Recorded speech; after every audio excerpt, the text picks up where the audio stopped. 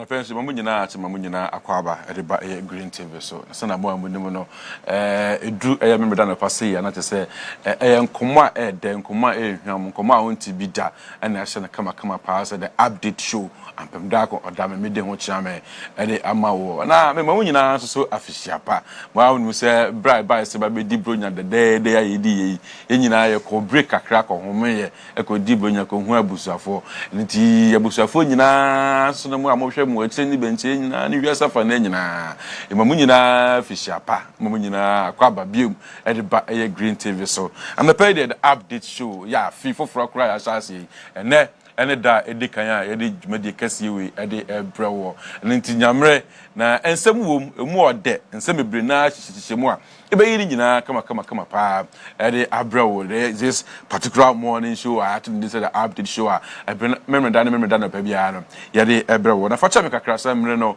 exactly 7 a.m. but bi kakra beto chima kakra nti no facha me say answer se pepe amfa amawo nti nsema na wotwe mu apiepie mu ya ye to aba organ hanom a ye be yi president foforo kra wo ba be di anim for the next 4 years di anim president ye yi na wo ba beta konwa so ahwe ama oman mu ntutu ye kwan fa so betimi atena mu a ye hwe nyina so se be ka tese ne yankofo kro so amman so de no yi president foforo kra na timu se ya to aba na wie na wie so 7th of January of 2021 no say the president ni se konwa so before then except parliament is the speaker of parliament and once somebody ko ye bebrebe ye to aba like the NDC particular party na Gasano had 137 parliamentary candidate and then the same applies to the MPP 37 to say na pai two and one independent candidate then to say na same bebrebe pa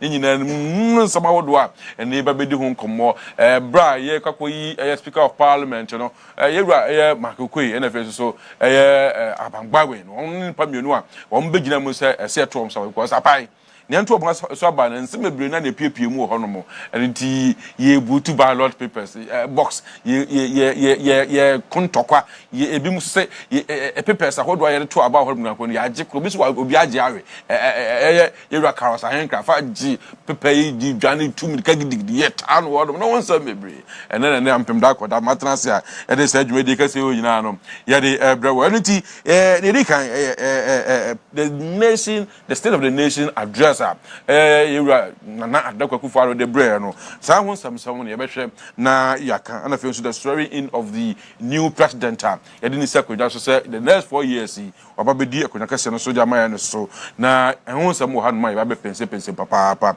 ana fe yo the 8th parliament ya na mi ka say ya foforo kra last 4 years then 7th we call 8 parliament and won some akodo nyina piepie mu ono mu a era abangbawen ababe the speaker of parliament ono so NDC ni and if so the MPP president na Akufo Addo na just you know there are a lot of things I no pay you about answer na discuss papa afio so come on say 15th and 16th year no yen kwala ombetina fie the most like 9 months to 10 months near ombetina fie because of the COVID-19 to woman ko school nyina no nei president Akufo Addo 21st annual address and as a speech or the break COVID-19 once as yeah now or the break abena bibia no obabi ma to say coming 16th and 15th way young kwala from kindergarten to universities ahodo nyina no they are going back to school and once some so hard my behwe na ya di hu enkomo sa so na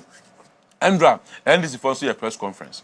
Afa about on some ye speaker of parliament on some and if the president said nsakonya so kra no some one ko there ye sorry in a president nsakonya so no one ko infa and MPP for ofia no so na and this for so ofia no ye be hwe sanse mu nyina no na other related issues bia e ho bia de be kan kama pa ne e de abrawo dia me just one Ampem Darko Odame ma menye ka choba akwa mienu be na me ba you be ya pound no be din komo na edi na face so ya to enkomo no so ofiala mo se titwa me na me ba sisi ya na edi nkomo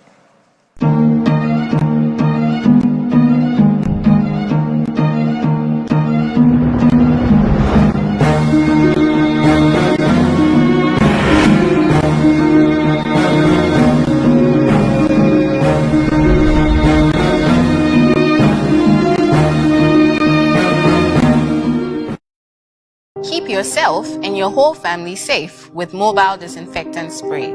It contains hypochlorous acid, which makes it safe for everyone, including babies.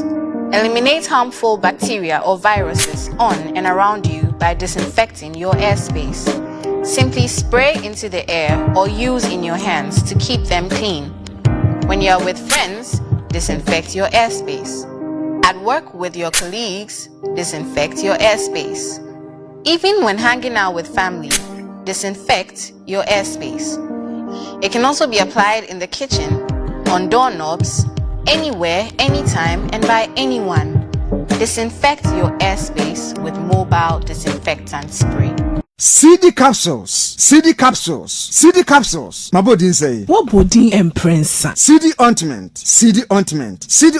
And also what brand CD and prince? Mo se wo pay immune support. Pa. Se do nipa kwa no be ye wa adwuma se de sa. Simple. Kope CD capsules. Enyarewa mo bo rough. Ye nim so anante ana wa ye adwuma kakra bi no abra ye so week bia. Enya me how pa no no. Enya wate CD capsules nkan. Wo ya so mde kope bia. Wo house wo twa. Ena CD ointment. Eye do tatahwe adaw benya ho no. Ko CD Herbal Center ya wo ye CD ointment ni CD capsules no. E wo la shibi Sharom Sport ya e Ben 19 Junction. Na ko tie se general body pains. Ni an ko todwe eye no ya. Ni e ko na poso honam ya CD ointment. Enti few days shrim e ko ya wonum de CD capsules. Shrim e ko wonum CD capsules no. Na wo de CD ointment so e massage. Na menya ni nyina bi wo he. Pharmacies, chemical and herbal shops. Dudwa from 050-5767-425 and 0209-682836. Ampem for abata wa mo manu for nkwada we ne fiedum yenu nka ho. FDA ahwehwe sa edwodie nkra to mu agye atum seye.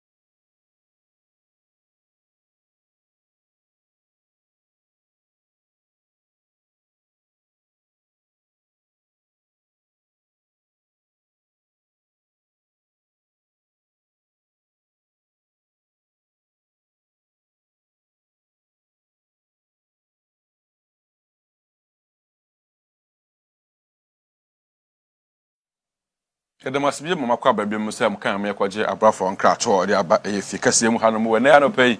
Mamunia Fish Apabium, Ampem Darko, Odame, the update show, and Matansa made a Bremono.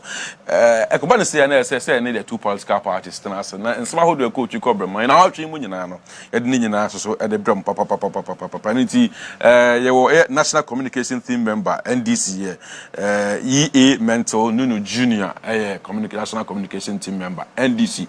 Fiadmo ya tuhese Christian Akufo Addo church for penhini ema NPP ewo sojaman empatem honomo osaso professional for political actions one so oba nam kwan so banti enche baba kan won na fin koma wodo a ne ya bebe bobo mu nyina na won betransfer ma na ya di hu ko papa di kan mento akwa boko de about your motor pa. Oh, yeah, Ghana for a year of change. Okay.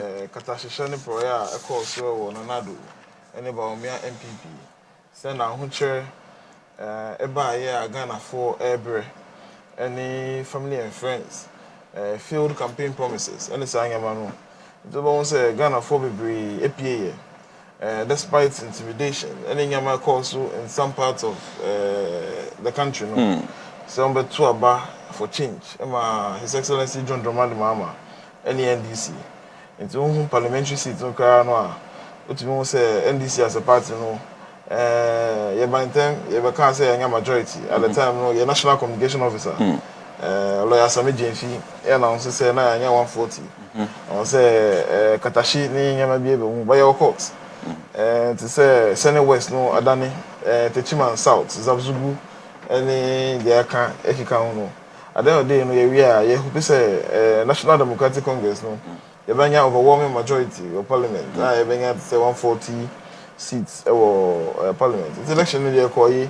We should get Accra hanum so most of the coastal communities no NDC FI we should free Tema East over Kowo constituency hanum lejo Kukula Radekotupon Kolokrote most of the coastal areas NDC far Sege or no more Adan the eastern corridor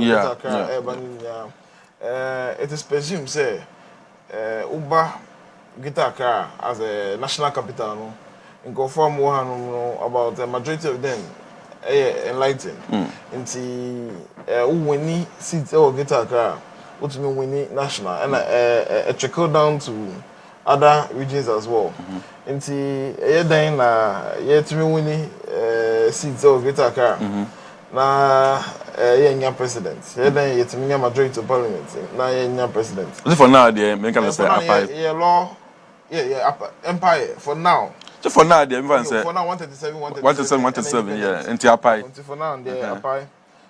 But as I say, independent man, the friends Era Samuel, or also come back to the NPP. So he's now with the NPP. I want to go back. I bet to join him in terms of voting. But I say Parliament here or to work on NPP for. And we already decided maybe I'll bet now. Okay. I say I prefer NPP member of Parliament. Okay. Okay. Maybe I'm going to about. And can you friend NPP member of Parliament? Can NPP bring a majority? But your friend is a Speaker of Parliament, or he is the second Deputy Speaker of Parliament. I say this in a proposal. And this is for Mutaka proposal. Okay. Well, Anka a friend who NPP member of Parliament automatically NPP a majority. Okay. Or Parliament. Want to be friend who NPP member of Parliament. The standing on the others of Parliament which I say. And Sana or bet to me a friend who member of Parliament for NPP no. So across the carpet, because contesting on the ticket of an independent candidate. Okay. And so on resigning. Now can recontest election no on the ticket of NPP.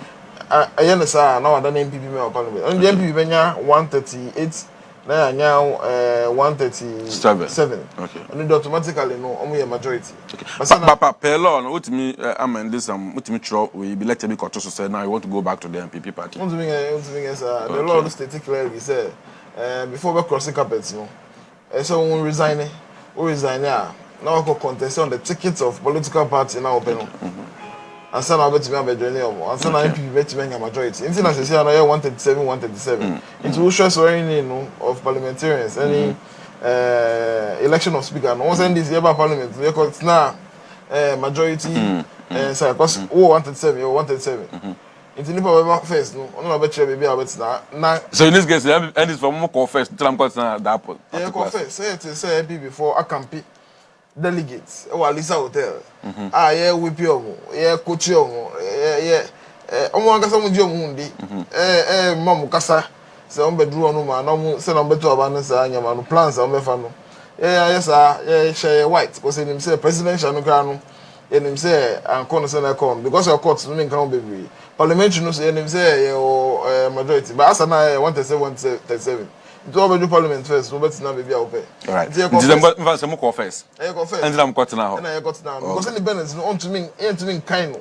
okay enka but in terms of voting okay was stated clearly say obe joining the NPP no in terms of voting see your voting decision say speaker no obe vote am any say man but on to me friend no NPP member of parliament any say can you to me continue majority because automatically on benye one. But if now can say majority and then minority because you can say the MPP caucus and then the NDC caucus because when you are the standing orders of parliament so me hope say because it's the first time the conform to constitution no Ghana no omo anticipate omo agenda say say betumi aba say ebe buy because we 92 one party in our parliament we 96 a majority 2000 abano esisa no other party no so nya majority every time esisa no into I think say maybe this parliament standing on there's no be no mean say from MPP side and MPP caucus I think say a concern like MPP caucus and NDC caucus any musa nti e bia omo resume omo citizens all right e bia omo betumi answer because obi a and down when dream that say. Suddenly between years. And Oma was a mra for now quarters long since from count. We take it from there. But the positive side, no say, Parliament over the years from 92. We show the organs of government now. Parliament is a very powerful organ of government. In the 1992 constitution, there will be a friend separation of powers, and checks of balances. Executive body or the executive organ, the executors of policies in our country. Obama said, Parliament over the years, I done it a rubber stamp. I approve it because most of the time, no. Executive, no. Any parliamentarians, no more major. Okay. All right. My trap when you catch about community, you need to see a tram member.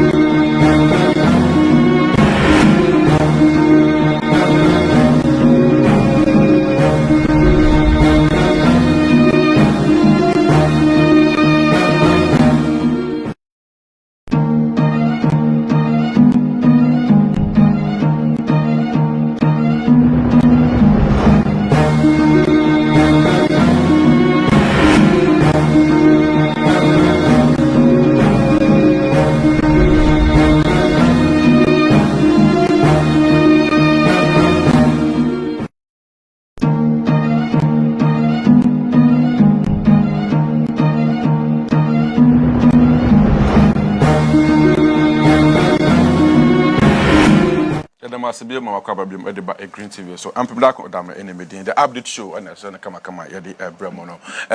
You're a Christian Akufo Addo MPP constituency secretary Sujaman constituency Odame was also a member of the professional for political actions. And nobody much I don't come in Busano. But I said escaping me tell what I say Addo fear Addo Akaba. Yeah. Maybe if you are Sujaman to easy. All right. Easy. All right. But Bibia Boko there. Oh, Nyamiadum. All right. All right. Yeah, should you be na say the last state of the nation address to differences so now. Another Akufo Addo at the bar ya obeken catch Ghana for nyina no yenhwe na ekoyie edane kwan so sane na mo parents na ekọ no yo ne dikan mamenchia etiefo ne ahwefo na memfa nchia soroko so ema mehemfo kakra ewe Sujaman potebo unim se Sujaman ye wo 3 traditional areas ye wo akwam ye wo enum ye wo boso eno nti bidinchia kese ema odene ho kwafa kuto atoso miensa ana ne hima na afra koma ana no matra nkonwa ye wo akwam saa nso na udu enum nso a imprepre enum adonten hina oye traditional council no president eye nana kwasi anyane ena medinchia surunko soma bosugwa manhene eye nana senyako one ne krunti hene nana mankrado a owo boso na femechia Sujaman fu nyina ene Ghana fu nyina ehweye obibe bisa se state of the nation address ne kura no eye den emra yedibu Ghana no ehihye da na kwan mu se afibia mu no so mampanyin ebu enkonta bi ekire Ghana fo no kire tibia Ghana ewom at that point in time bebia ebia Ghana fi ene bia ya odun so beso akofuna mu ehye ni djubedi ase no bebia Ghana etimi akodu enti eyenhye enya dia obetimi akase orenye na ne enti a beka se Ghana nyina no nanso bi bebisa se adenti na obampanyen kọ Parliament House mrahye begwam no kokasa ne enti a etesa yese omampanyin entimi enni sa adwuma na ne ma ese osensan no ese oye hu dwuma e wo Parliament House ho na ne titiriu mrahye begwafo a wo mrahye begwam ho no wo na wo si Ghana fo anam wo ho enti ye fa de se bibi biara wo som e wo mampanyin dwumadi ho no won asoma ma ye nyina enti okono kokasa na ne kwan mu ni enti efi 1993 the fourth Republican Constitution jumedi ye sha ase no omampanyin bia wa ba so no afi bia mu no ese wokọ mrahye begwamu na ukudi se adwuma no enti afi iso ye sha ase no na esese omampanyin timi kọ mrahye begwamu na ordinary disem ene ne senior Ghana situation netifa no de ekotugwa eno nti omampanyin kasem no makasa ekoyiye di kosi se after okasai no utie main limit me hokra to even Ghana ha nkrofo ebekasa evise Ghana ha de nkrofo commentia ebetimet rezie hu nipa de background ya kase say inti but international communities no de se wo kan bibia na se hu se no kware no na wore ka ho asem eno nti offer the German consular ni sabo kai after the interview say onu hu say the president no presented the reality. He has been frank and honest with the issues on the ground. Isan se baby oka say economy no atochew o mampanyin ka ho asem. Se ne ayebetoi oka ho asem. Se ne opagya kodu yemfem yensantem oka ho asem. Enti ofa no inherited economy na oboso say oh yeba yebeto severe microeconomic instability, yebeto weak growth, yebeto troubling financial sector, yebeto low investor confidence, yebeto significant structural bottlenecks ne ade. Owie you know oma the facts on the ground say e de batrese say e de source say ne oka ho asem say yebeto you know say na situation ite the enkontabu no statistics no e wo ho e kire e say yeba mu no na 15.4% rate of inflation you know 9.3% of fiscal deficit, 32% rate interest, 3.4 rate GDP growth. The lowest in the decades. Infidu intentem abesen kono na 3.4 rate GDP growth no. Eno na ewo form pa. Na ni nyina erekoso no na ye say IMF, International Monetary Fund. Okay. But ekuoba time ba ko a eka World Bank ho no. One sponsored bailout programs what the man oman editi kwasha ase no e ka ho bi na sa adwumadi no na niema bi wo ho a atototo chiu sa in terms of the economic indications niema bi sense atototo senior me boss yi say omampanyin kasa no ye hwe state of the nation address and obobo so say na obeto economy no situation etini obeto economy na yare a economy ne yare ni and na me bo bi so say na severe microeconomic instability, weak growth, troubling financial sector, low investor confidence, and significant structural bottlenecks, you know. And on the statistical data, no, about statistics, no, na me ubo so. Na nani nyina no ejina IMF program ana Ghana yede yenti akoshase. Enuntina na any option than to follow the bailout program. Enuntina ka ho a ubehu say since 2012 everybody ade no na nurse fo ne akyerɛkyerɛfo a wo wie colleges no na yentimi ma won kɔ enkoye adwuma esanse na eka conditionalities ne ho na wontimi employ osan kyerɛ sɛ obeto situation we no for the first 3 years no wotimi boa stabilize the economy kakra wotimi exit satisfactory IMF program no eyi enti afiase enunti na yetimi fa enkrofo ewo nwuma in terms of ohwa significant one no nurse for ne teacher for the ade no of late ube hu no emre bia na yaba won awie this year mo apply won awie this year mo nkoso eno na ama ya kwanya yetimi ya because sa IMF conditionalities no yenti ensha sibio enti won timi kan kire se ma yemfa nipa wa adwuma mu enti osan course ka se ye fa say eba COVID-19 dwumadi hu a ye wura 2020 mu no na obi anso daida omampanyin kan e won state of the nation that say wan anso daida say bibisa breach race ababa be boy nanso obi nim donko adugachi mu eniti ebeto yensa na eno na ema ye economic niema ya ye nyina no ebo hwete kakra ema eso ehuan ekofom omampanyin ye frank ebo so ema ye nyina nso edi hu adanse afei osan kasafa the creation of new regions as at the time, you know, because now we're in the last State of the Nation address. It was a recap. Obobo also said it was successful through referendum, parliamentary approvals, NFA elections through referendum. New regions, it was for the purpose of development. And unti ena ye create enti wo be hu aye wo oti regional na nka eka voter region tetede no ho afi osan assure yen se mampanyin assure yen won nation address no mu se obeba won homode ye kwa yanimu yi wanye osuahunu afi na achi enti eba sikasem totoe ne ade a wode okwan bi beto ho a ebe boa ma ye kwa yanim no Ghana sikasem no ebetimi nso agyinagina yiye afi obobo flagship programs bi a MPP aban bai won aya ono na nado danko Akufo Addo His Excellency eda no obobo obi so se na nka nipa bi susu se sade no over ambition programs but nyame adom etimi abaso ama mobrawafo asikafo adantemfo obi a benefit from so such programs into about free SHS so TVET so about agriculture programs ni be planting for food and jobs so at the end of the day attaining the agriculture sector around kai say about so say yebeto economy no na agri sector no are running into a negative kind of rate in terms of growth about one district one factory so and our government continuous increase in budgetary allocation to accountability institutions, including the judiciary. Our boss won address and we said 19 newly constructed courts for the judiciary in terms of accountability. Say court and I say baby I say ni bia be bimben yen.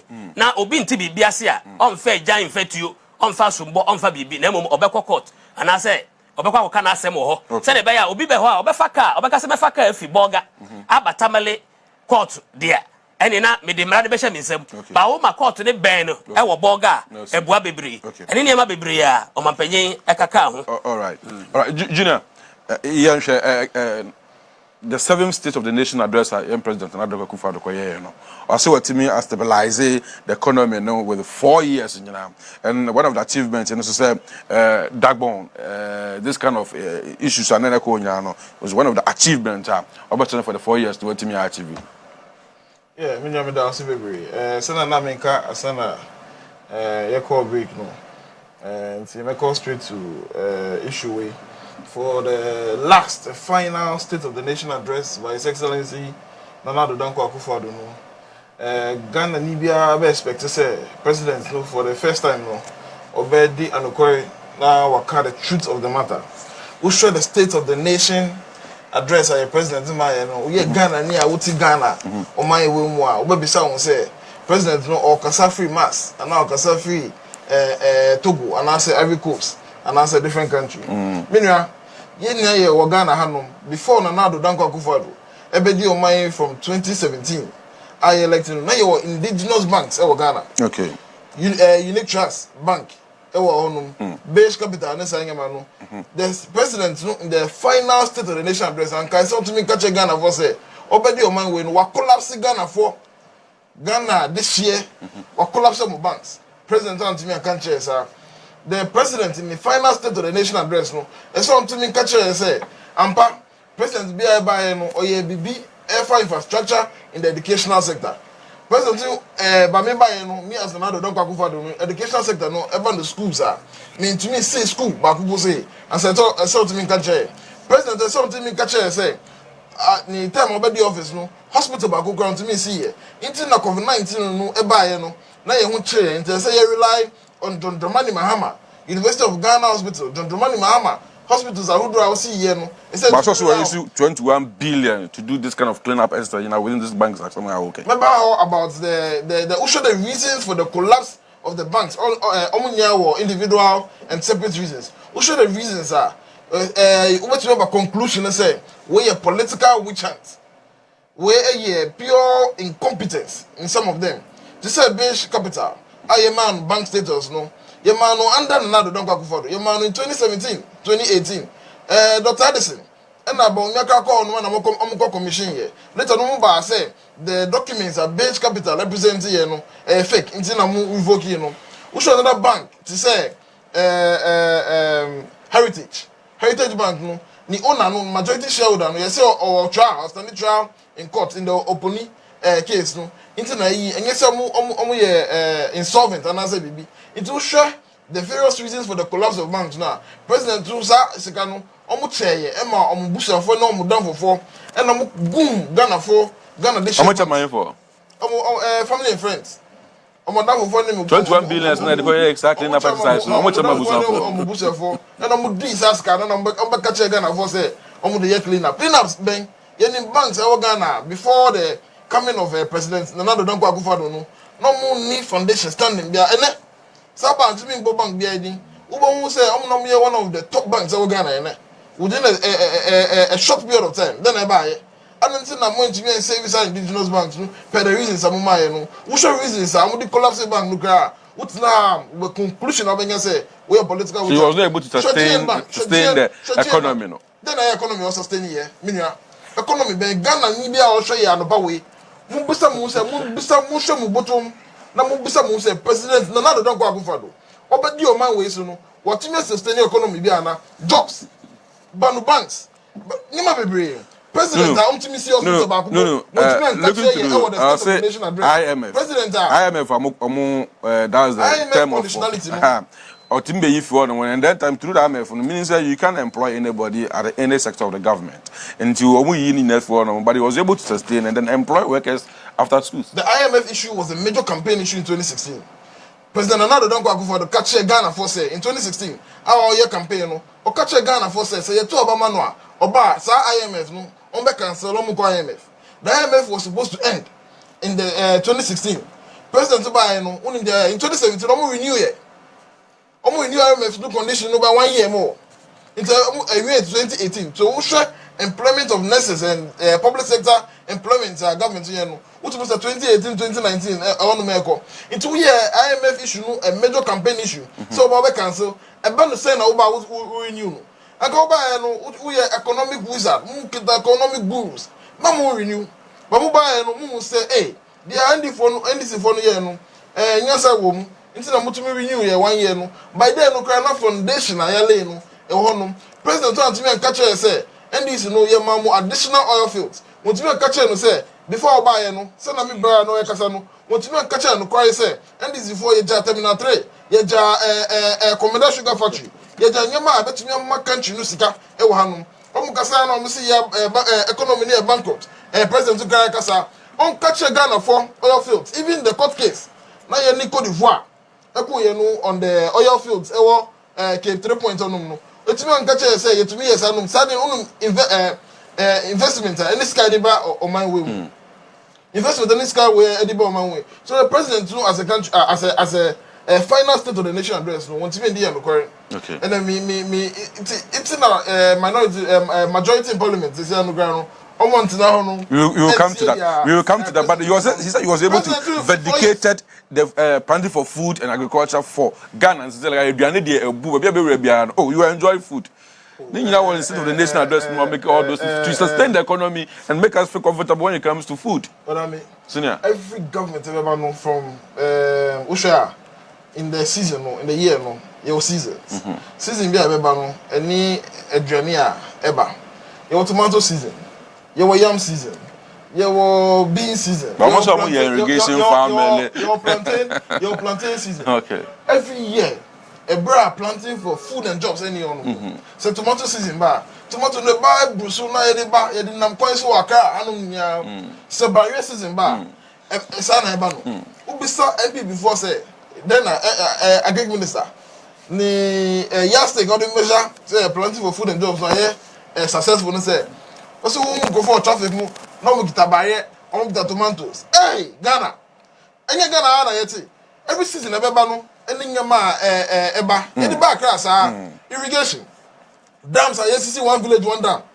Yesisi before the 2016 election I go to Abano. National communication officer. I go visiting some of the dam sites no. One say aye dry. This say maybe aye football. E wo hono. It's irrigation be na omo tumi aye. MP before any Nunoo, the final state of the nation address. No, when we campaign, a campaign over here, it's capture the true state of the nation address. The previous years we himself over election, it's so dead Ghana for a bit of pardon because we are politicians. Okay. But the final one, tell us the true state of the nation address. Capture Ghana for say Ghana for me pamucho. Never me capture me say me buy no mention me here. One district, one factory, madadam. One village, one dam. Madadam, one constituency pay $1 million, no, Madadam. Me to me see secondary school back here. Me to me see roads, me to me constructing roads here. Me to me see hospital crab back here.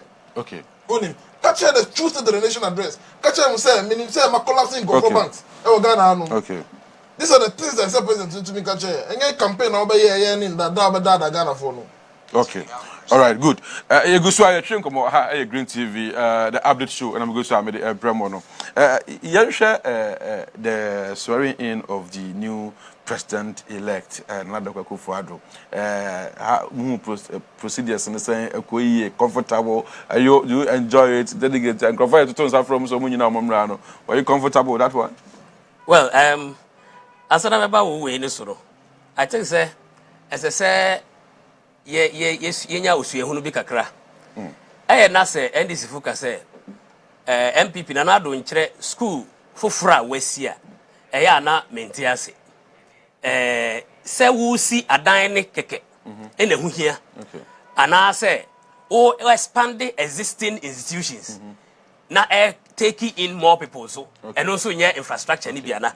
Na MPP by more than 900 infrastructure in okay. terms of school buildings, including Legon Presec, 24 unit classroom block. Etimiye school, ewo baby money ye. Okay. We see dining hall, new dining hall.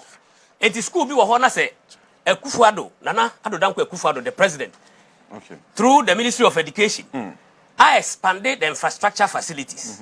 Now say or the additional facilities akeka ho ama wo net intake ni ye more okay eno ye infrastructure eti eya na mente sa eyi na say kire ye new school ayesi kire ye new school ayesi because at the end of the day no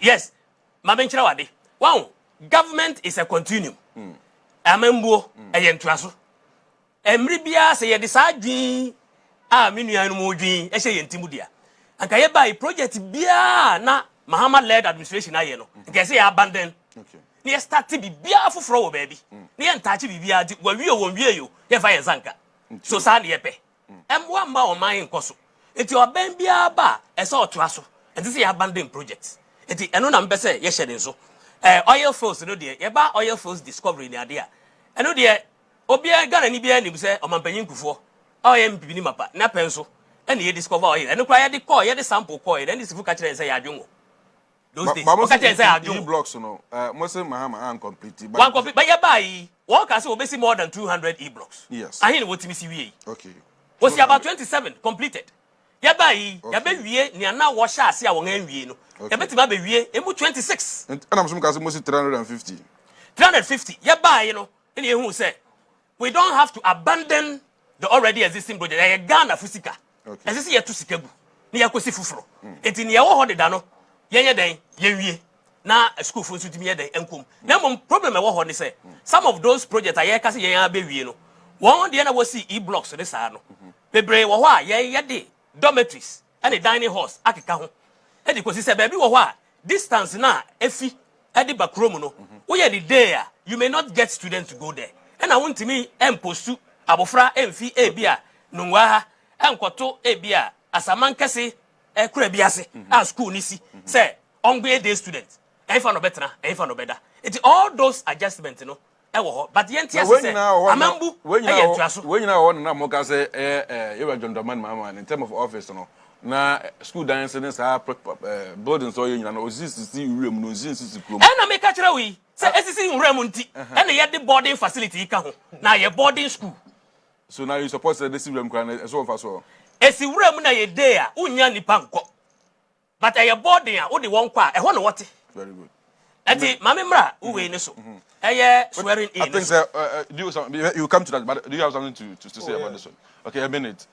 A minute. Me nua no admit say wo hwe ni kasa mu a John Dramani Mahama administration no yetimi ye bibi schools so yan C20 or C23 na yes here. And I'm away. I was 23 na mo ye. You complete 73. I say ye free power. So do e say 42. Minister of Education na among some report. In 2017 we hu e wo you complete 73. Other ones about schools arguments say schools SCC e wo ewemu. Menua wo show we never secondary school I make call no. Tama yes is our school no hono nya na is the forest. Even till date no after na nine air ba hono. Wo show Senate college. I won kan hanum kan. We go university Uniba, Uniba Secondary School. No boarding school, isn't it? No boarding school. Very good to us. No boarding school. We share Senate College. I want no. Yeah. My SC school na see no. Na sa ho no nya na ayet say forest. We person expand development. Development. No design no ecosystem those places no. But places I see no the bota you see side schools no was community based. Okay. So we be schools no see and be some villages. Small communities no one no. Okay. But going forward no I say to me sisi boarding house mom. Okay. When to me posting go for alcohol no. Okay. It is buy and almost sisi boarding house. I say more technology that John Dramani mama Okay. Oil field no ye buy no you acknowledge Professor Mills.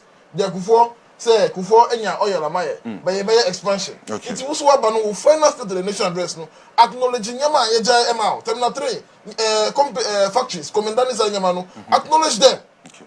Naga na phone say at least no governance is a continuous process. Obi be here bi. Usuba ube tuasu.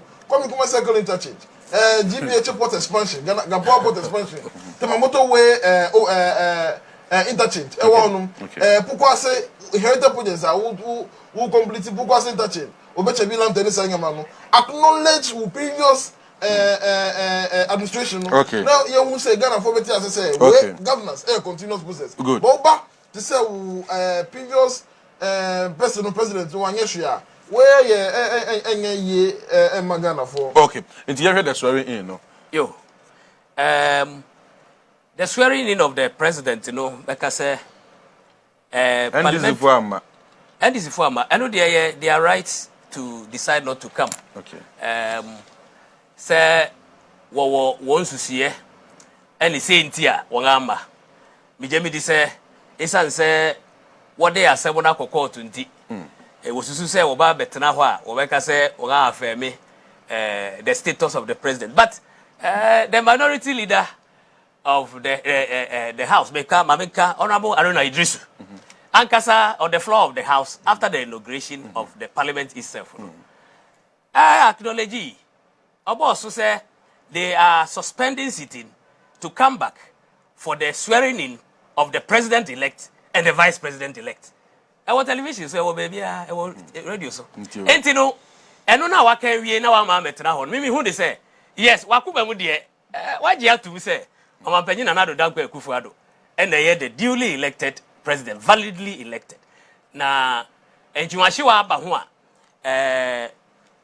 former president John Dramani Mahama, at the Akoto Supreme Court, and Nibono. I know they Okwanga say a faso. A bad democracy, won't be biasia, as I would call down court. Na we church the winsem, na a dance, wohono, or de caho, na court so, a mrenum seniete, na wahe, or quanga, body a edis edjumane so fast did juma, na what de ye ato ye, na sumje, aba or memo, nemono, and ye as a country, and ye 2 to 2, and ya sumbo, and yen sa, and no san a banesa, and muama, can be cabi, a memono, intimate, cause yet mede. Offer the swearing in of the president.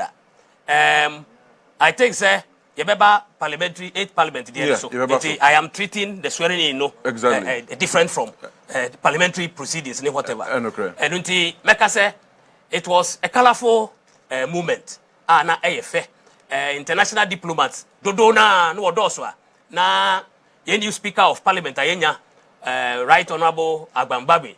Ebo bosu kranoka say wabre list ne wa enti no enya de obetimi acknowledge wo nyina enso hu se ne obobo no kra no na ekwara ni mara e kire wo se the international community no acknowledge se Nana Danko Akufo Addo ayede ni isi so no o se no fata se yede si ono na Ghana fododo na ayeden ato abama no se onto ani nyuma paso na yenko yanim se oman enti se wo fa the swearing in na duma meka fa ho eno ni na NDC fo ene former president John Dramani Mahama entimi amase na medical anchor say eno de their prerogative to decide eno de parliament ho no kra na wunti ba minim say okotena afie ene one offices no hwe wo TV so nana by this time now I can imagine former president Dramani Mahama no hwe say yes we nana do in ene ehon kukraba enti eba the swearing of the president meka say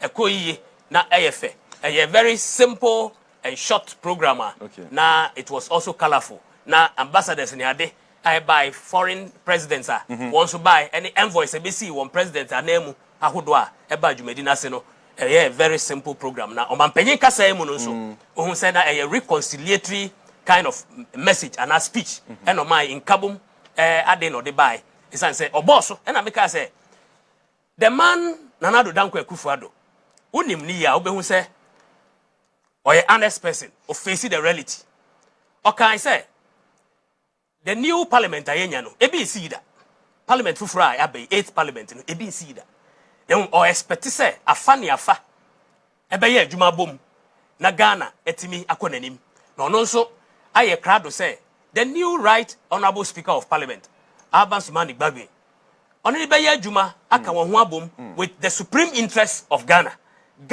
in koso eni hia won enye individual interest and a partisan interest. It's only be adwuma abom. Akufo keka say tama yedin since that was 2016 yedin isi akonwa so ayekoye independence square no eni jode ba yes na wotutu ntum ma hwe the smiling face ya Nado ede ba ntum say na like na de efe ba so nkofo so obedu na sana na buafu adwala bi sa how say there be yes ye controversy os akukọ wo hoi osachire akroma seden a erenye ne feda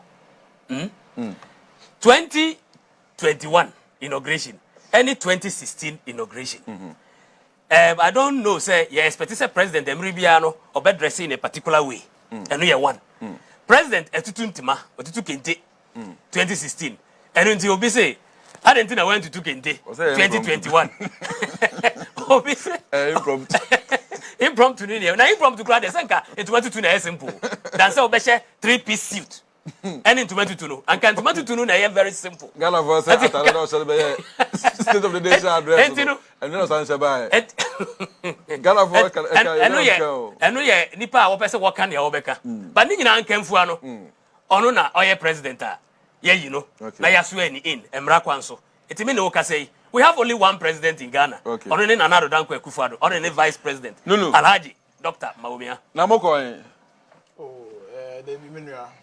On say 2020 elections no. The National Democratic Congress. Any John Dramani Mahama. Press conference. Na you can say election no.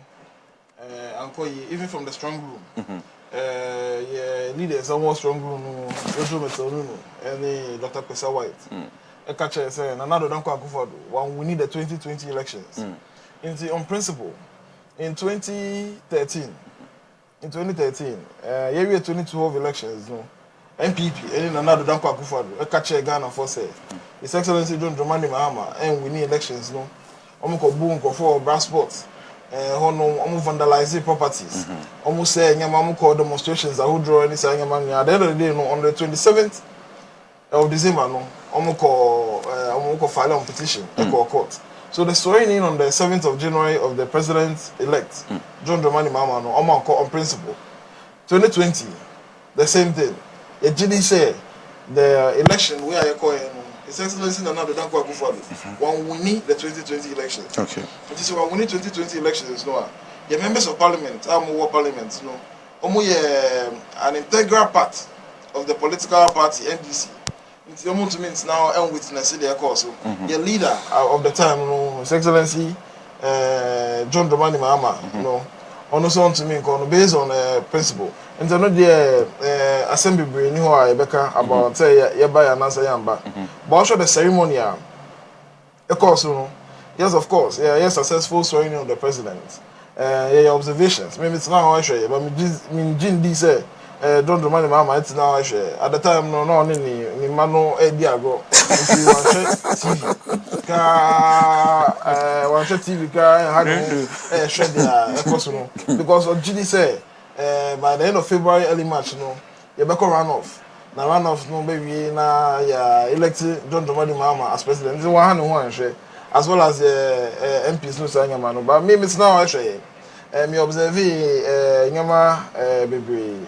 So now kai no president Nanado Danko Akufo Addo president elect no odro no through the process no utumu say ninji no a happy man at all as compared to 2017 so you know say no ye ne nyama tutu say nyama no we no Nana do ye nim no pa wo ne negia wo say ne negia say time na ye 2016 2020 elections no one videos about Thanksgiving. He was a very happy man. I don't care no share the shoot is man. But not a happy man. But we no also another happy man. But you say be catching one you say the sort of authority no. So that's no okofa na nye onu na so onfa. Nti the question say catching say we are me here no enye. Nti won say another one smally throughout the process. Offer so no kra no. But you say so no spirit be wo offer sword no every officer no no can say now to me first sword no offer an sword no to form offer the set no eto also eto man no say man no kita sword no say the far na finish them offer na finish them say 3 times I say now to me fire on check na dey so no to eto no nti wutu mu say in all spiritually physically you know any conscious wise by the president no on when him say one we need election on the speech o ma ye no any bibiano president there obomoden ema speech but we no yan so ye obomoden in this speech o ma ye no only dey say obomoden in speech of 2020 there were no aspect of plagiarism in the 2020 speech acceptance speech by the president o ma ye no as compared to 2017 year no from paragraph to paragraph plagiarism kwa na eko and I Ojinia na ye no na plagiarism no unim say in academics wa akọ university ka wa throw thesis no mo say who borrow even a sentence of obia say woman reference acknowledge in no so a learned man lawyer this na draw all learned people asante be there too mo na gabia say ochidakumu around him no na nka 2017 disgrace of my president ko tro na nka say to me ko normally as president anya wona obetro you go from metro amount until the handless no and then about 2020 no the only good thing I met me about the swearing no say one my plagiarized speech be about president Angasa no ninja or one say in a few months no but say as Addo can say even how now you do Straboka say yeah call break na ya call back for the swearing of the new elect president Darko Akufo Addo or can parliament will be TV na let no we no so some kwa years parliamentary proceedings no a year no one him say this particular formation or swearing of 8 parliaments no it's a key time more than usual 2020 elections no Jin Mensa about all declare results I can say the elections were free and fair. No, me didn't know ya oba, cause oba. But in parliament, how do you kind of me oba awo badaye. This year was 2020 elections. No say innocent people are almost get weapons. Almost protecting on ballots. Almost agents for the NDC. They say Ibrahim Abbas. Ewa Blokuma Central. They say go for Yekun. Ewa Techiman South. Any other places. Go for me injured. No. In this elections, go for Baku 8. And a Yekun. NDC as a political party, no. Now on that day, no. You say sorry, no. Normally, no. On by 10 by 12 more. We intend upon no. Yes, they call Abosokan Central Mosque. All parliamentarians, no. I call any family, any money together. Okay, by taking time than usual. But normal parliamentary proceeding, no. All every parliament, no. The next agenda for the sitting was the swearing of the president. Yeah. And I'm only dancing the kind. Yes, until to me, because he has to say. And that's what I have to. No, until to because parliamentary proceeding, no. It's a movie. Now, who stating the next agenda? Because you know. But that's what I ever answer him. But no, until me, what the pen extra idea. Ubeka say no the pen. Why yellow? And it's all the pen try. You do one council verbal so ejitum. So Nana can say president elect. You have in India. And so back. President elect. The constitution. Then you go. The constitution of Ghana, no. Common law constitution. I participate behind him, no. So me say Kofi area. And no chese oyewi. Me cheno kra ko two policial. And no chese oyewi until a competent court be pronounce no say oyewi. Inti say me say Nanado and win elections electoral commissioner declare no until a competent court until a competent court declares say allegations ana me no eno na ye ana say me allegations no unfounded it mean to me say onye president elect as now no ono na the president elect who call America who call 2012 and Nunoo say John Mahama win elections no the president elect just swearing in into court case no year over after 9 months no echo against aka be in afio no as now no president elect whether we like it or not by Cassandra na make say in a few months to come no be hand over president to John Dramani Mahama as now or the president elect whether we like it or not no once the 8th parliament is constituted no only na be swearing in into majority leader how na do so almost free parliament so the state the next agenda no say is the swearing in of the president elect and there is an order but whether e be ban omo ba yanka then na confirmation and affirmation of the president say on na ya electing no mamba but once we cooperate no you stay the next agenda e be no it state no so internet stress with G etunu the president today ni anjika to be honest the conscience the catch say be hand over very soon. Wow. Right, you go so you didn't come and some who do an option when you know APPA the swearing in of the president, you know, Akufo Addo, and the 8th parliament, and to be your name penny for or more parliament, which the MPs in your more parliament or to be doing come more. And some who do a cook also on the Munina, more boy, President Board was able to say, now, and this is your home papa. The swearing in, no. As my brother was saying, say, speech in the Moya, they will be a coye pan, but the attitude of the president, say, the mood in the actions, and then you just say, maybe I'm coye. Yo, Minia Nunoo, Minia Nunoo, as someone walk and say, president in the mood, president, the ninja, new way, no. My name, Nipo decided. Obi anijene obi areho esan se o mampanyi na nado danko Akufo Addo even afna na oso mu edi sai no wode ma no ode ne saba akopɛ de so okay eno di sai amfa ne zame no eso de pa ko roll back na hwe ne ndisi friend MBC friend na brand John Dramani Mahama also akofre no mu no those years no ode ne zame no na so ma no kura bo na hu se na ko friend so akopɛ ne so na se ne zame no so what do saba ko so akofre mu a e kire se wo ye berima unnim ne ekɔ spiritually no e meaning so say there is nothing wrong with whatever has happened to you but who the two ni so mu as e wusuro sa wo de ba ko ni so mu a e be frato it says spiritually no unnim say enye wo de so what did I make an answer? A sort of authority. At the end of the day, no, so who expect you? Yeah, who expect you? Oh yeah, we go me as do kan say me na bo me. Opening kasa. Who do some you no na who the bo na nyama won fa won say ba ko enyesa. Don't Dramani Mahama and say sort of authority of Odame. Oh Bugana for no. On the some you and I saw mu. Who should president mu nyom ban nyam do some you. But na no Bugana for on him say so no. Odi bakusoma just very soon we be ato. Aso kofo so de nsa bakaso mu da. Oh odi me no so wan sa obetumi afi na obetumi ajadra. No, kofo de se me no so no raise here. Na what jama bako. Odame se wahia. Se wahia. Would I feel free? Rollins. Rollins is abako ne so. Odi how many times? Odi 2 times. Okay. Obakufo so a odi nsa bako ne so. All right. Odi 2 times. Okay. Professor Mills edi nsa mienu ne so. Fofi antuata sebi eno de eko John Dramani Mahama the same thing. Okay. What in America nas ni America nyina ko si de say o mampanyin say nani agi say ne dibi na te say you the issue ni say emra kwa mu no ye de nesi say o mampanyin but me nua no no kan nsem bi say ye hwe that yini ye okay we so keep ka say Haruna Idrisu majority leader Haruna Idrisu majority leader I think say Ghana fu nyina ye wo ha next time bia after parliament resume bi no now was starting proceedings in Adia.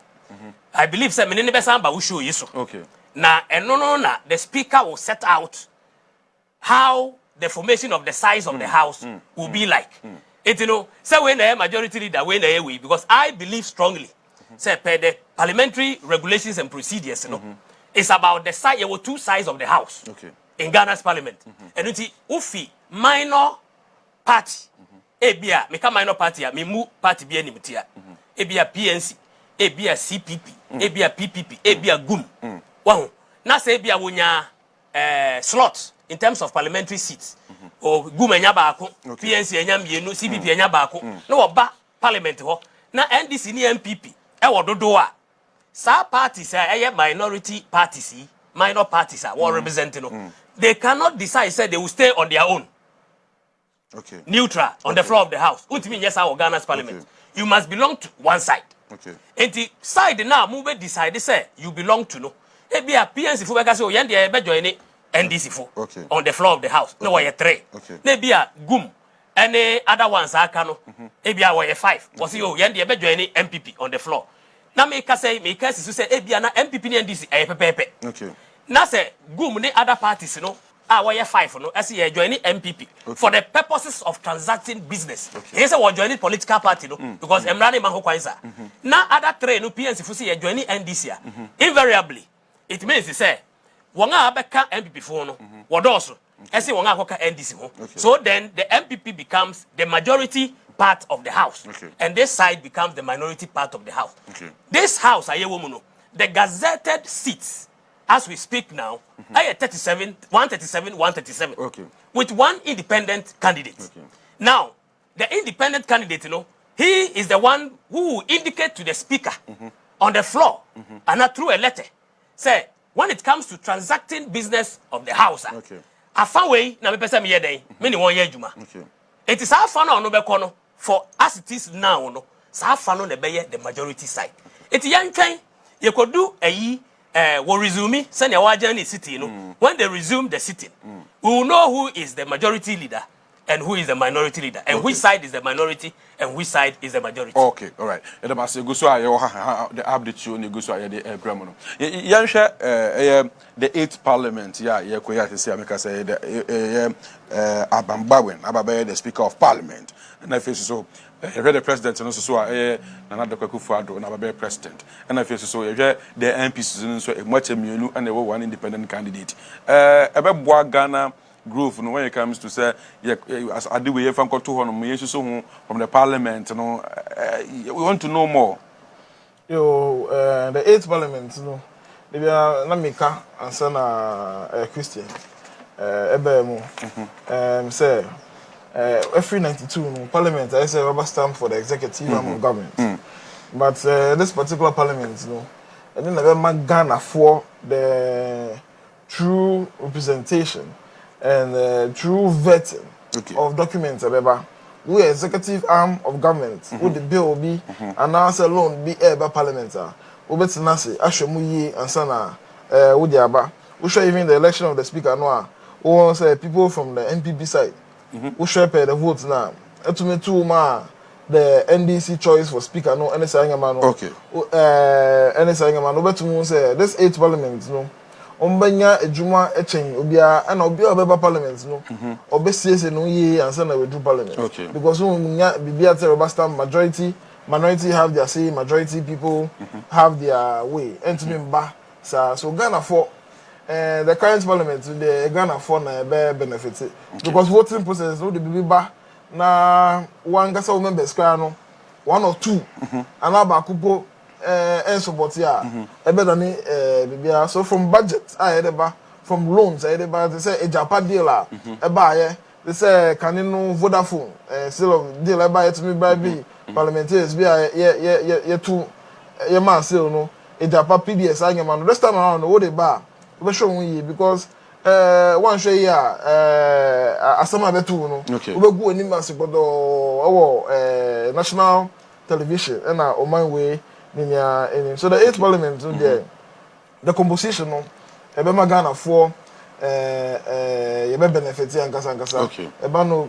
even we a contractor na your man contract say ko your road and answer ko your government projects be to say schools and hospital okay now one ko yen year one gasa ubenya bibi sofa. Okay. But before the composition of the 8th parliament who say 2020 elections the summary of the BIC wa Ghana hanom nya and I see what parliament okay 2020 general elections nyama see what Ghana during the 2020 elections summary nya na yeyi onyakopon eyi ma national television it was the 8th parliament the minister then I buy answer the best article 95 clause 3 of the 1992 constitution You see, no business shall be transacted in Parliament other than an election to the office of Speaker at any time when the office of Speaker is vacant. Article 95 clause 3. No business. In the church, anytime the office of the Speaker is vacant, no business shall be transacted. Let's say you elect Speaker of Parliament. Okay. Then I see here, 8th Parliament, NB select, you need Speaker of Parliament. Article 95 clause 3, am I a direction and the way to go. Yesterday, at the time, minority leader Haruna Idrisu, sorry, on a proposing nominee Alban Sumana Kingsford Bagbin as a Speaker of Parliament, seconded by Muntaka, Honorable Muntaka, and Deputy. My friend is okay, and Honorable Alex Afenyu Marking. Sorry, and raise the objection. And beside the clerk to Parliament, on your letter, notification from court injuncting a member of Parliament. Yes, standing your grounds, I can say. Article 95 clause 3, 1992 Constitution, the supreme law of Ghana. The supreme law of Ghana. I can say no business shall be conducted on the floor of house when the speaker is vacant. He said elected speaker. Okay. And then Emma Kakan Shas, but the clerk to Parliament, you say, baby. The clerk to Parliament, you have no business on the floor of Parliament, serving a member of Parliament with a court injunction. You have no business. Okay. Even within business hours, working hours of you, the clerk to Parliament, you have nobody, no court can serve you. Yeah, beside the clerk to Parliament say, Benny Ben, cause him say, you court, they be say, my injunction now say, best serve you, Bibia, Benny never serve you. Yeah, beside no, and you know, boy, they register to the court, and now, or can the title, Mr. Gown, register be and court, Bibia, and serve. As at 4:45, no, yeah, beside the clerk to Parliament, through an interview on one of the sister stations, say, we have a serving with any injunction, I see nti ye den wo short time na ye bisa no time nti na ye bisa sa nyamanya wo short time na wo say man nti ye be 15 minutes every Cape Coast e be ha e be serving no drink from the time I say onyaye to the time no so all these things the clerk to Parliament in Ghana ono angasa no na onye ne nyama eye going forward na say afi ye bibe to me je to mu say asin of MP no obeto aba e say ye nto aba nyama si 2020 elections no one. You can say John Dramani after 2020 elections, no? In two say one. There was intimidation by government using armed military personnel and armed security personnel. ABC wale Jokugu ehono. By standing your grounds. And the so-called Jokugu JZ, you know every power. 2. Staffing of ballot boxes. SEA. 3. The electoral commissioner is on year referee independence, no, the case says, hey, young be who should the declaration of the team and south. Up to now, the summary sheet of the results. We have collation, collation center. The summary sheets on how to declare results. You say, Sanyamania, SC, or parliament. I am court marshals, independent people. I say, protect you. A ballot box, to me, a person staff ballot box. The MP before no, the armed military men. Okay. Very simple. Okay. About the chamber of Parliament. What is your assessment of the establishment of the 8th Parliament? Yo, I was here, 8th Parliament, na shase, nieme kukoso no, enye ni sokra, enye ni mguase, kese, emagana mai.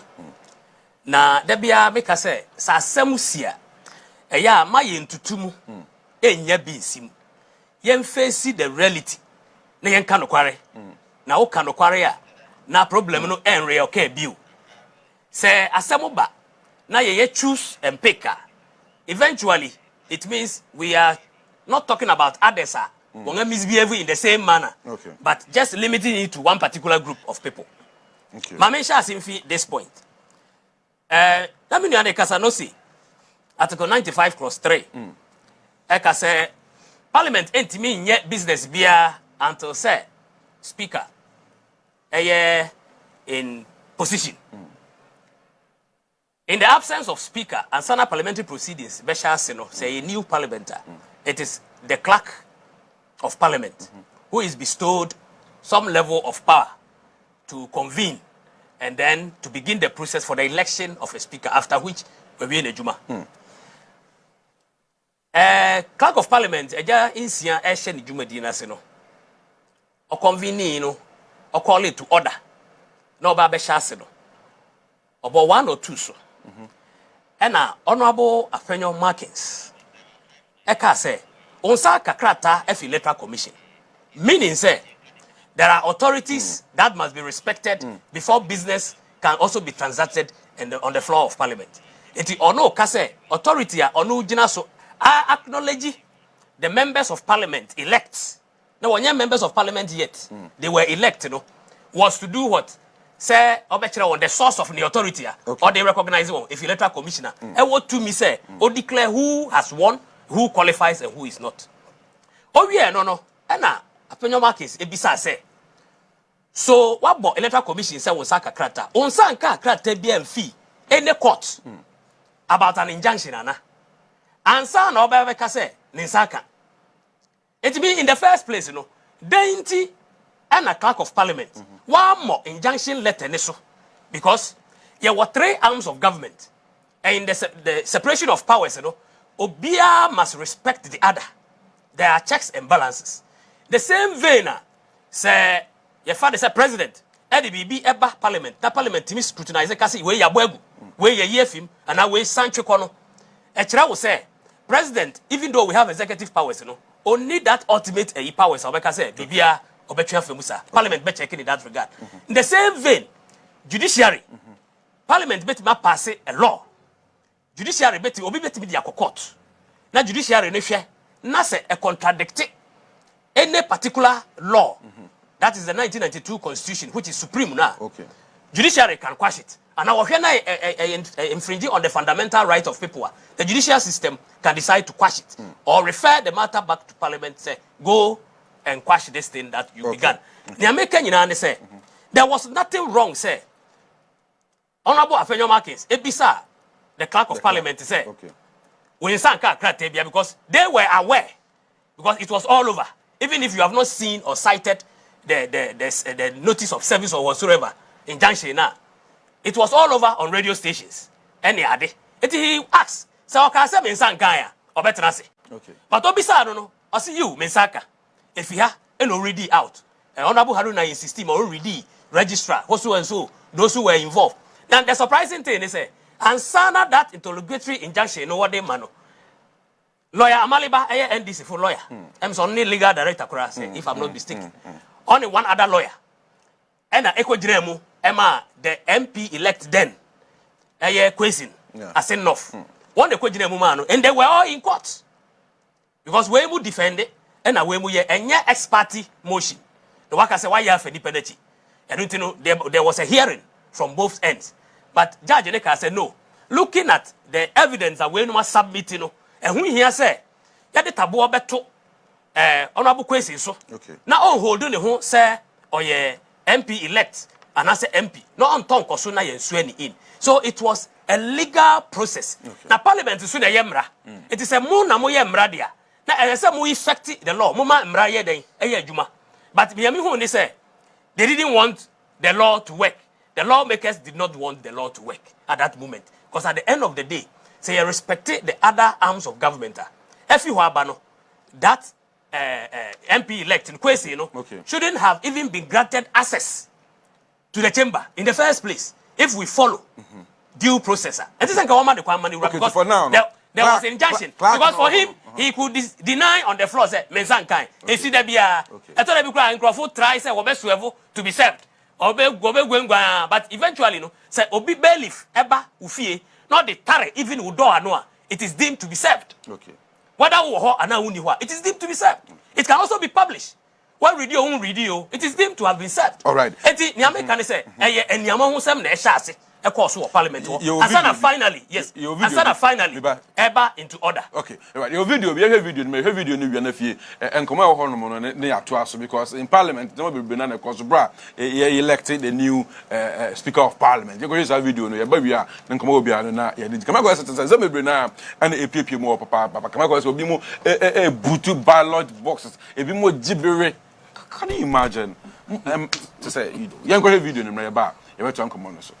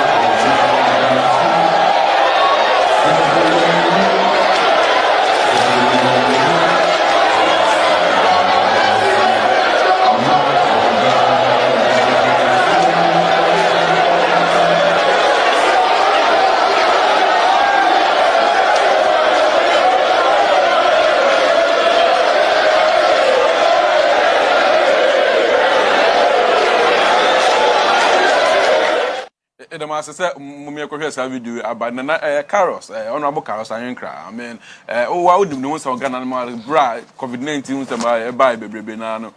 Be enough for and walk. I'm so Najima crowd, this as a deputy minister crown or the 200 money so the floor of parliament, bra, yeah, to obey you to Musa, Bamusa, Kojina, or such a man's abons in China or Denum Kusu, Grofose, or goes to such a Mukajapano.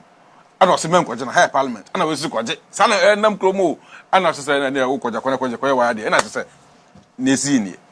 I mean, come, Carlos, a quadruple power. And I make us say, I say, we see my share one side. Then they see what preceded. Me expect I want just one part of it. Me what videos were? Mra Grofo Bobo, Mra Honorable Muntaka, Ekofa, the ballot box on 2 occasions. And any video no. Mra Honorable Okuja to Ablakwa, Sam George. Woko butu boots. Any video is Mra because Senabe and Commodore Abedeno. There's some videos I don't say about on the but they uncle. Anything I can say. I will not affirm Subaya, your members of parliament, Edanedi, in the chamber. Medical can say, Ayanimgrassi. Because one hour Mbrano, they should know better. Okay. That one, no 2 ways about it. Okay. We should condemn in all fairness and uncertainty. The America be only say, Afani afani na Sabi, Edin Zemunu. Okay. Sabi. Edikosi say Yebesha Abatuase. Parliamentary system, no, you want your friend the whip system. Okay. Whip system, no, is part of parliamentary proceedings. Okay. Yaba Betuaba and the whip, Honorable Anodompre, they decided, say, or we're pinning Crawford in line to support whoever they are saying they should vote for. And to be sure, say, what follow what the party is directing you, no? When you finish casting, show it. Osha say no. And Honorable Muntaka say no. Auntie say it must be, it is a obi. But the question comes, why then do we have the whip system in parliament? Is it the first time we are using the whip system to do voting in parliament? Or is it because now NDC themselves, oh, on have Subasia ye 1 or 2, it a codesa, Yawana Yinano, Ebeko, ebekwa deja enu ntino one ma ho kwai won ye kiti but eventually edu baby no hwe ya on most occasions the MPP members of parliament were quiet and reserved apart from honorable Carlos iya okorezi akwai sasa ne ekoso nyina no mo bia na koto aba ma ba we make oh you want na make say enu nti na ye wo whip system whip system is recognized in all legislatures in the world. Yes, you have a whip system. Why do we choose a chief whip and a deputy chief whip? If it is not a practice, a practice. And your members in the chamber follow or toe the line of the party when it comes to certain crucial decisions. But honorable the deputy chief whip for NDC side, honorable or I'm sorry, down also. Woman be me refi ni no kakra doyo ekojina MPP fu achi sada wo hwa okojina MPP fu achi so I was asking myself wo wo nkrofo ye ba beto aba okojina MPP fu achi for what purpose? Most of the honorable Muntaka was also coming to the MPP side of the house ni ameka nyina akosidi say at the end of the day subaya parliamentarians ni bi eda de no Ankoye and Sweni. Going forward, we shouldn't move on that. 05528928335. 05528982835. Number no go screen so when how man na ye de bedu juma but your views, your thoughts, your comment. For ni na bra. Na mo fra enya tem didie. O fra but nya wonti ase na so do adwen kire e de aba. Men fra endi we atom na se men di we atom na se men di president bi atom and men di party bi atom. No, we don't want that. Until fra your views now I can comment your person Canada just to na oko number 05528928335 e go screen so to betimi afre na nkomo bia ho bia so na dedi ya hwe we dey emra na nti no emienu nyina say omo nyina ambedu ntem time no e arrange but then remember Nunu 2-3 minutes we don't so the can asem then schools ye bebie adults ye teacher then the course school mo hono mo ni na so be 5 minutes we so ye dey but then we betimi so afre na so do adventure so dey aba so me no answer na me call the SC of parliament no insem amenya kan no Christian kan no me correct nyama 1 or 2 answer na ma apostle the supreme law of the land who share the 1992 constitution article 1-2 clause 2 no also this constitution shall be the supreme law of Ghana and any other law found to be inconsistent with this provision of the constitution shall to the extent of inconsistency be void. The American about parliamentary proceeding right. About vacancy. Mame fa call him rana if you talk because I'm really Udini baby out frefi. Udini say now frefi. Pacho your friend is Juliet na me frefi Abdekuma Olebu. Julie low TV set ni enu nkomo. Pacho me frefi Abdekuma Olebu. Julian ko biti opa. Pacho you. Pacho mo issue na mo discuss na me dwen kakra. Me last meet you.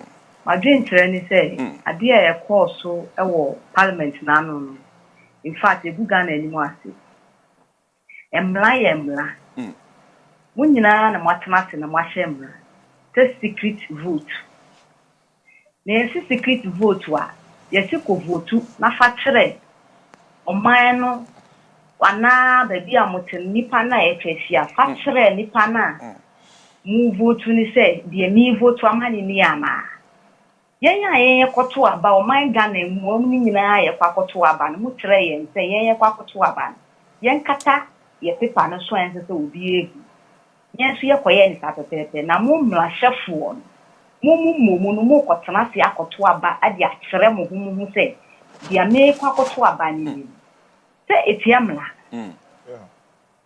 na so ma hemra no na so wankasa wo bu mra no so a se me se afa bi enso ntimi nti ase sa eti megidi se nti na wona bu mutaka etimi kofa box no efiri ho okay box no kofa ye na nti ase wo mu kire se mra na mo hye ye na nya no na onipa na odi kan koto aba no odi so no okay mate eti wona mu mutaka de na oye ye mate na eboa pa all right that's it. Good. Me bacha ofra 1 minute say we can wasem nyina entity that so papa say Julian so do free Olebu e aba 00558928835 betimi afra so do wadwen kire bia person obi alo na we dey aba kama all right we didn't baby afrefi Yes, within the South African. Hello. Within the South African. I'm from the band, make flexi minibus. But my meet you up, uncle. Hello.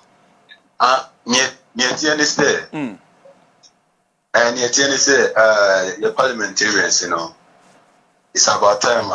I'm who say, I'm leaders. Okay. And you know, they should know better. In fact, you see, you know, it's a disgrace to the whole nation. I'm on yard here.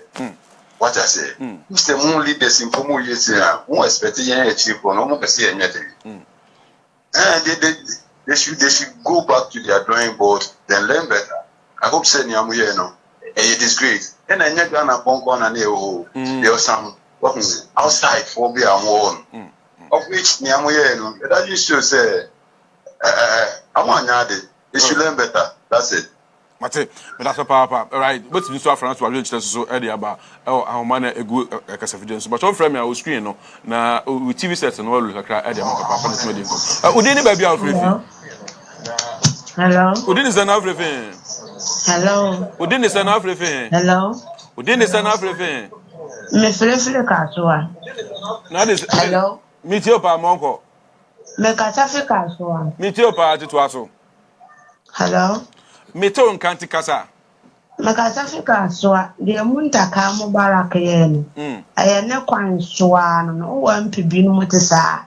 Aya de papa dani nyina de nenso ofse. President yenya wenso ni kwanse.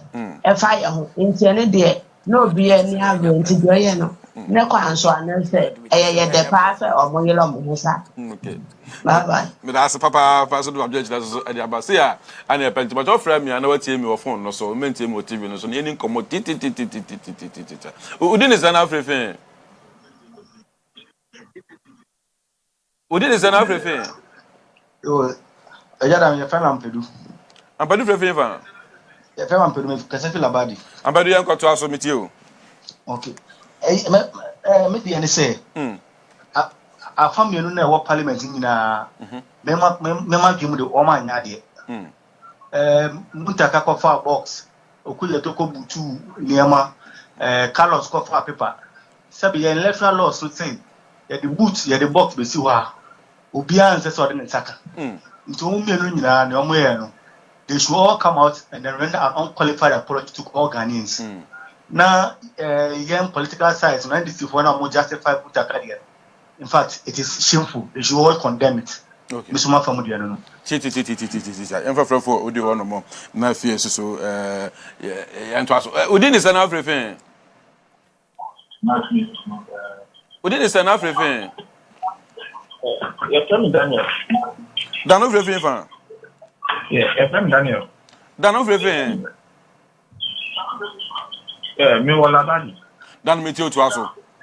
Labadi. Meet you pa monko. Yeah, me one thing. Me can say. On say yeah, onamu carrot yeah. Sanka ubi ordinary members in area. You think they only don't make that. And we have to condemn this because one thing, a little quiet side in a car, you don't put no. But also, once a member of parliament, okay, he might go scot-free. Oh, see, there's something in your man. Send your ordinary person, you know, MPB, and I said, the minister, yeah, okay, if I'm going to invite you to the same person, I'm going to ask and I said, any person is present. Okay. So, but when the person, you will go scot-free. All right. Mate, young for back up, you be now if you are studios, now if you met school, you may be no one some kind of and wrap it up. We didn't send out everything. We didn't send out everything. Hello, your premier boy, because I play Accra, Russia. The one about to meet your uncle. The premier family boy, because I play Accra, Russia. Meet your party, uncle. Million, every I can say, I didn't start. You're free beginning, and it's night. And you man now, with the knowledge, send your more inside, soon, but you're then your film persona, I didn't ask that. And you could be said, immediately best at starting agreement be am starting from. Okay, mate me that's it. You for back up na emfa ni nyina NC back up na fie emfa ni nyina NC e ho no mo so. Odi dey stand afre fe. Okay. All right. Any emfa odi dey stand afre fe. Odi dey stand afre fe. Too bad. It's been odi dey stand afre fe. Passion your family Victoria Bama safety Demata. Meet you pa Vic yenko. Pacho bien penifone yen se nkranda yesanka. You are using yesanka like mobile cafe embody but what they are doing is more than them don't show respect to us. Yes. Like there are three things that they want us to follow to do the same thing. Now we come down when I'm working on music because I'm sorry. Say yesanka like almost prayerfully for our mama. Do this like what they are doing there is no good. They are supposed to come out and apologize to us. And then spend and better maker. Vic, and not work on. Me that's it. I had a different university. If I for be but you be school. The 16th. 1 minute. You need to media near to us. On school, no? Yes. Yo, no, me find out we parliamentary. You need na 1 minute. Okay, see, Jamaica say the Constitution of Ghana, no, the supreme law of the country. Any other law, no, inconsistent. This is Act of Parliament in the saying man say inconsistent to the Constitution. Constitution never really. Article 95(3) na me kan no. A chair about no other job apart from election of the speaker. Until whatever other business I would be flow no and no hold it ya honorable afenyo maken extra salt to me ba no. And I say court bailiffs no want to make up paste summons and bibi an injunction e wo obi fie. Who person yes I say wonko back to court now wonko jig order every court and say na wait na yes into the court clerk no need right say obeji so we be serve the person no uba their course for parliament the Ghana anthem e can say and help us to resist oppressors rule with all our will and all our might. The SC or parliament no afam ba Akufo no na omo resist oppressors rule. Afam ba Akufo no na omo person omo subvert the will of the people. The omo resist oppressors rule. Omo person obi be wia anansa bibi na ye NDC for no. Cause now don't go school say 1 minute me answer. In for person the ballot paper say question box no. And NDC for booting box no. But other parts no. Na omo the omo person mo wie mu. It's omo the na. Yes say be school. Go school. President say be school. Ya tena via che. Now online classes na ya dos do na nye so effective. My think is COVID no one of the positive sides say share online lectures. Na yen to me en francoso. Private schools. Ni omo kasa across Ghana even get Accra no no. Some of the private schools no who see the private school association no. In omo members will be convert omo schools into guest houses, any rentals, any yama. Private school teachers no. Some of them no more brave about because there was no package for them. Even the private school association no. It was a ABA school no this but then COVID no call. Follow the protocol. Teacher Addo. There in baby out there. And or teacher Who 2 minutes for to ask the answer the enquiry. Ade ba ko America me nua ono so read law e beti asere say Okotu article from the Constitution. The same Constitution, Article 105, also provided say, Obia unqualified, say obetna the house, and now say obe vote in the house. There is a criteria. It is the same Constitution which was in play. Now, me way you say court ama order. Now one put to injunction on somebody. Also say unqualified with a kind of evidence, preliminary evidence in place. Now, court who said no, where your private fashion, and you know, there is some reasonable tier. As I said, for the time being, transiancer. So, who say, we document on renunciation of citizenship. Hey, okay, then I will hope we can relax because MP, Obana, and our in Sutakwamai, what can it or the bar out or publish it. I will be a and this idea, Amale Bade Betu way. who say 26 November, I did so far 5th October. And to the end, what they are young court. Now, court in a betray. Now, Momo say, court so, we end Yamaho Sama, you say contempt, and whole consequences war, and not clerk in the money away. Okay. Schools, yeah, call back.